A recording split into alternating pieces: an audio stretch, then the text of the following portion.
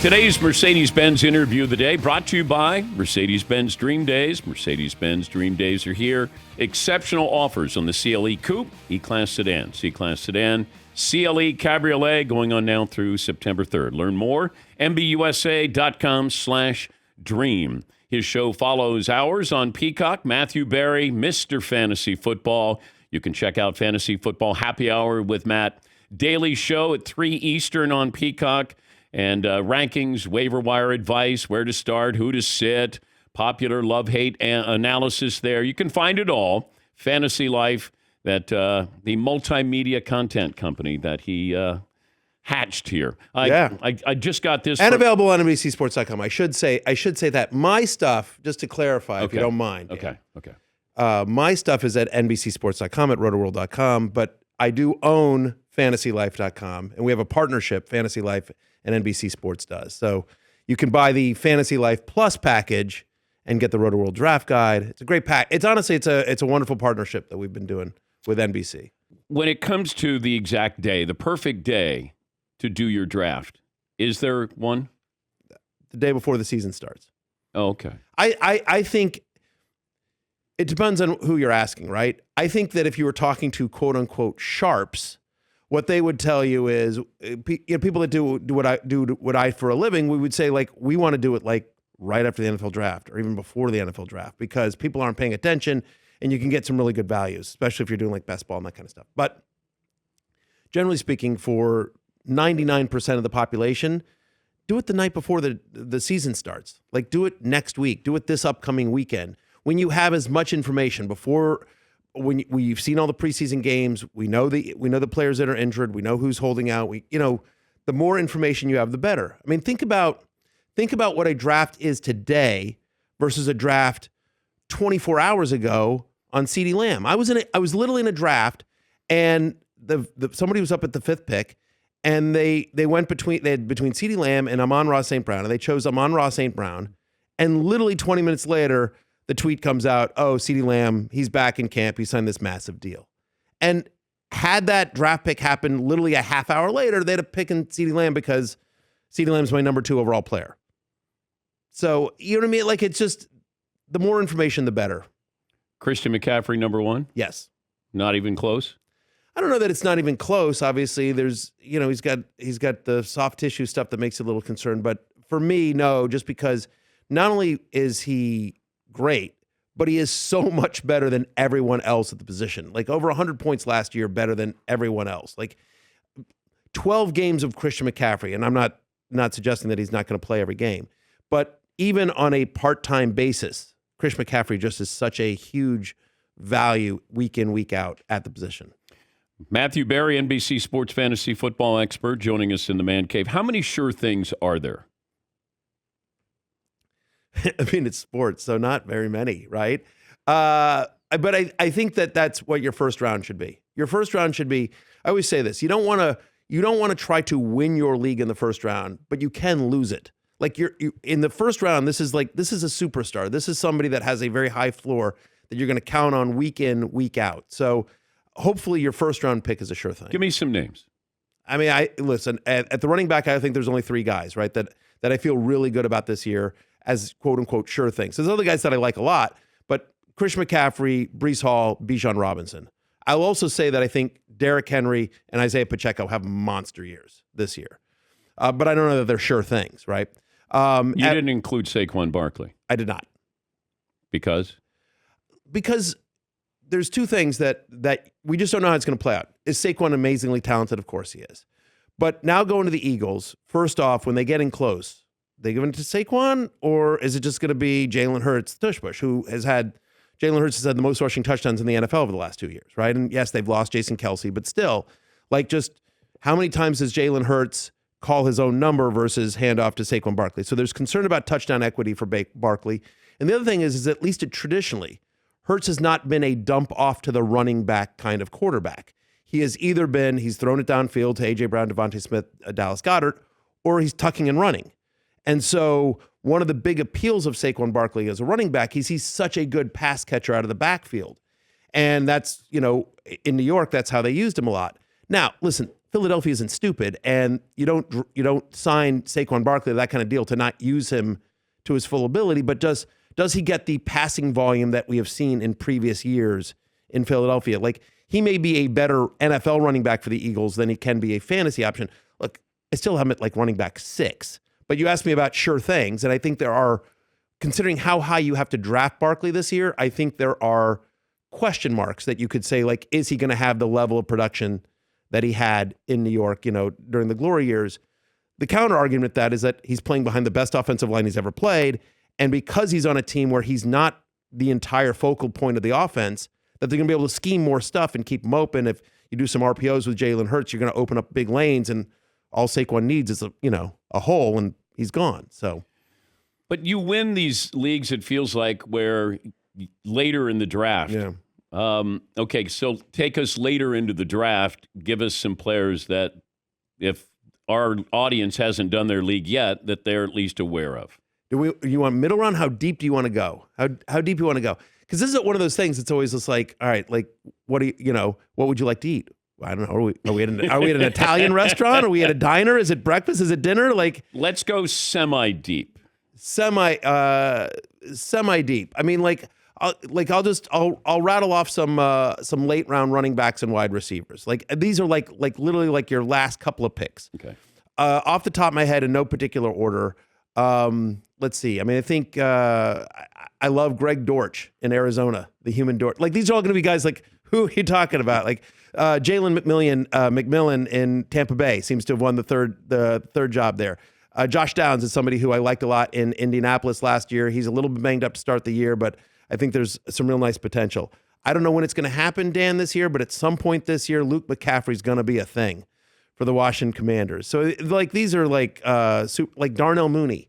No one's talking about Darnell Mooney in Atlanta. Like, they're going to be thrown a lot with Kirk Cousins. And obviously everyone's talking about, Drake London, Kyle Pitts, and Bijan Robinson. But Darnell Mooney is kind of an interesting late round flyer. I think the Buffalo guys, Khalil Shakir and Curtis Samuel, needs to get healthy. But I think those guys are some late round wide receivers. At running back, it's a lot of I think Braylon Allen is really interesting in New York. I think I would argue the same for Ray Davis in Buffalo, Bucky Irving in Tampa Bay. In terms of some kind of late round running backs, I'm just trying to go through my list. It's one of those things. If you said a player or you said a team, I'd be like, okay, here you go. Okay, do you ding Justin Jefferson a little bit that you have Sam Darnold throwing to him this year? Not at all. I mean, Justin Jefferson. So last year, 4 games. Justin Jefferson played without Kirk Cousins. He averaged 22.1 fantasy points per game. He was a top 5 fantasy wide receiver, and that was with Nick Mullins and a little bit of Hall. Like, whatever we think of Sam Darnold, he's probably better than Nick Mullins. I think Justin Jefferson is going to get probably north of a 30% target share. He's all they've got. And Kevin O'Connell, it is a pass first, aggressive offense. And so if you're Sam Darnold, right? If you think about this, like this is one thing that I think gets lost in fantasy football analysis, Dan, and tell me if you agree with this premise, which is that they're human beings. So much of fantasy football analysis is like, well, this stat and this X and O and this X and O. And I'm just like, and all those things are important. Film watching and data analysis and statistics are all very important. But the other thing is they're human beings. And so I just sort of think about, like, I'm Sam Darnold, right? I go to the Jets. It's a disaster. Carolina was awful. All right, I go for a cup of coffee in San Francisco. Wow. I'm the starting quarterback of a team with legit playoff aspirations, and I've got one of the best wide receivers in football on my team. Here's my first real shot at playing for a real team and to resurrect my career. If you're Sam Darnold, what are you doing? Are you like, oh, where's Jalen Naylor, their third wide receiver? Or are you like, hey, JJ, where are you going to be? I'm trying to get you the ball. I mean, like, Sam Darnold's got an opportunity here, and I just think people don't think like that. And I'm just like, yeah, he's one of the best wide receivers in the NFL. Justin Jefferson, for his career, averages over 90 receiving yards a game. Like, it's stupid. So I think Justin Jefferson's actually one of these safer guys. You asked me about sure things, like in terms of wide receivers, right? I think CeeDee Lamb, I think Amon-Ra St. Brown, I think I think Tyreek Hill, assuming he stays healthy. I think Justin Jefferson. What about Brandon Aiyuk in that he's sort of in limbo? If he goes someplace, does that increase his value? Depends where he goes, but unlikely, right? The rumor now is Pittsburgh, right? There was talk about New England, there was talk about Cleveland, there was talk about Pittsburgh, and I think if he goes to any of those situations, it's not as good as being in San Francisco, being schemed open by Kyle Shanahan. He clearly has a connection with Brock Purdy. And if you're a defensive coordinator and you're trying to figure out, like, all right, do I try to stop Kittle or McCaffrey or Debo or Aiyuk? And, like, that's the genius of Shanahan. And so I think wherever he goes, it would be a downgrade to his fantasy value. If he does. And that the problem is like, does he? That's the other thing is, like, as you're going to drafts, there's just the uncertainty of both Aiyuk and Jamar Chase. Now, Jamar Chase is back at practice. And so we're hopeful that he, ends up playing the season. Jamar Chase, by the way, proud Fantasy Life investor. Thank you, Jamar Chase. We love Jamar. But, you just don't know what's going to happen with that situation. How do gambling and fantasy sports intersect? Like, where do you think we're going with this? I think they're still very separate. I think the positives of it for the fantasy sports industry is that now there's a lot more money and interest in fantasy sports because fantasy sports players are very likely going to become sports bettors when it's legal in their state, right? Or they are, they already are. But anyway, so there's been more resources, more money, more attention paid to fantasy.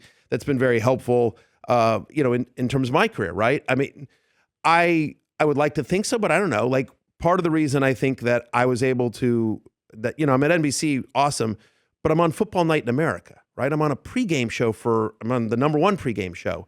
And I think a big part of that is because I do segments for DraftKings, and so the influx of revenue and money and resources into fantasy from sports betting companies has been a real positive to the industry, I think, overall.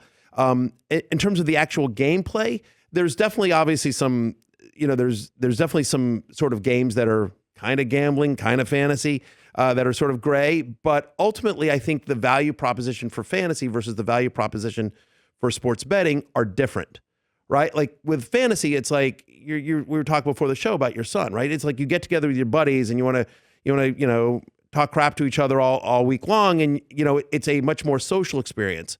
Whereas with sports betting, you're like, I'm watching the Sunday Night Football game and I want a little action, right? We've got you may not be a fan of the Chiefs or the Ravens, but you're going to be watching Thursday night, and maybe you think, like, I think Mahomes kills him. Give me the over on 1.5 passing touchdowns or whatever, whatever it is. And now you've got a rooting action in something that you might not have rooted for before. All right, so my son, knowing that you were coming on, knowing I wasn't going to give him any advice, he wants an honest review of his fantasy team here. All right, how many teams in the league? I think 12. 12-team league, okay. Okay, so Breece Hall. Great. Saquon. Yep, sure. Saquon's awesome as a number 2 running back, sure. Brock Purdy. Fine. Mike Evans. Okay. Michael Pittman. Okay. George Kittle. Great. James Cook. Love Cook. Christian Kirk. Great. Miami Dolphins defense. Okay, fine. Then some of the bench, Blake Corum. Yep. Zamir White, Calvin Ridley, Hollywood Brown, Dante Johnson, Jacoby Myers, Dallas Goedert. So I think he's a little, after his 2 big running backs, he's a little light on running back. I wish he had one elite wide receiver. I will say that I think Deontay Johnson is a great pick, just of all the guys you ran through. Deontay Johnson's going to be the focal point of that Panthers offense. And I think that's really interesting. I think Calvin Ridley's pretty interesting too. I think the Titans are going to be a much, much more fun team this year than people expect them to be. They're going to be more pass happy under Brian Callahan. Will Levis is going to chuck it all over the place. Like I'm honestly, I'm looking forward to the Titans this year. I think they're going to be a lot of fun. The Evans is fine. Evans is solid. He's going to be another 1,000 yards. He always is. My only concern on Pittman is just, I assume it's PPR scoring. Okay, yeah. So Pittman's kind of a PPR cheat code, but he doesn't score touchdowns a lot, and so hard to see. We don't know yet with a full year of Anthony Richardson how much looks he's going to get. I would have liked a slightly better wide receiver room for your son, but overall, that's a pretty good team. Guillotine leagues? Yes. How popular? They are getting more and more popular. So guillotine leagues, have you ever played one, Dan? No. Are you familiar with this concept at all? Okay. So for people who've never played it, this I think it is the greatest thing in the world. Guillotine league's very simple. You get a league together, you draft a team like normal. Everyone drafts a team. The key here is that you don't play head to head. What you do is you just start your lineup like normal. At the end of the week, the team with the lowest score in the league gets cut, chopped forever. Your season's over. And you just keep doing that until one team remains. Here's the other twist that's completely just blows your mind. All the players on the team that get cut go back into the free agent pool. Oh, wow. So it's like week 6 and like Mahomes and McCaffrey are on the waiver wire. And so every week, every team has stars. And so every week there are stars on the waiver wire. I like this game so much, I bought the company. I literally own Guillotine Leagues. Fantasy Life, we bought guillotineleagues.com. And it's literally one of those, it's the old Victor Kayem. I liked it so much, I bought the company. And we've made the game free to play. And so I'm just out. I'm like in 11 different leagues of Guillotine Leagues. And the people that play it absolutely love it. Everyone that's ever tried it is just like, this is so addicting because it's one of those things. It's like, you have a bad week in normal fantasy football. You're like, all right, whatever. But then what happens is you got a guy on a bye.